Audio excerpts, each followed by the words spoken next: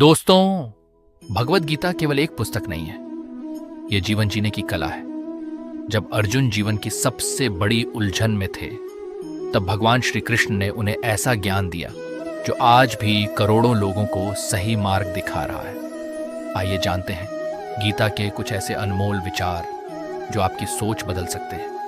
पहला ज्ञान भगवान श्री कृष्ण कहते हैं, कर्मण्येवाधिकारस्ते मा फलेषु कदाचन, अर्थात तुम्हारा अधिकार केवल कर्म करने में है, फल पर नहीं। आज अधिकांश लोग परिणाम की चिंता में दुखी रहते हैं, लेकिन गीता सिखाती है कर्म पर ध्यान दो, फल अपने समय पर मिलेगा।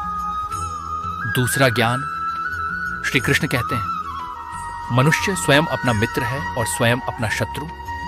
यदि आपका मन आपके नियंत्रण में है तो वही मन आपको सफलता तक पहुंचाएगा, लेकिन यदि मन नियंत्रण में नहीं है तो वही मन दुख का कारण बन जाएगा। तीसरा ज्ञान भगवान श्री कृष्ण कहते हैं, क्रोध से बुद्धि का नाश होता है। एक क्षण का क्रोध वर्षों के रिश्ते तोड़ सकता है। इसीलिए प्रतिक्रिया देने से पहले अपने मन को शांत करना सीखिए। चौथा ज्ञान, गीता कहती है, जो हुआ अच्छा हुआ, जो हो रहा है अच्छा हो रहा है, और जो होगा वह भी अच्छा होगा। इसका अर्थ यह नहीं कि जीवन में दुख नहीं आएगा, बल्कि इसका अर्थ है कि हर घटना के पीछे कोई ना कोई उद्देश्य होता है, जिसे हम बाद में समझ पाते हैं। पांचवां ज्ञान भगवान श्री कृष्ण कहते हैं, सच्चा भक्त वही है जो हर परिस्थिति में विश्वास बनाए रखता है। सुख में भगवान को याद करना आसान है, लेकिन दुख में भी विश्वास बनाए रखना, यही सच्ची भक्ति है। छठा ज्ञान श्री कृष्ण कहते हैं, अहंकार मनुष्य का सबसे बड़ा शत्रु है।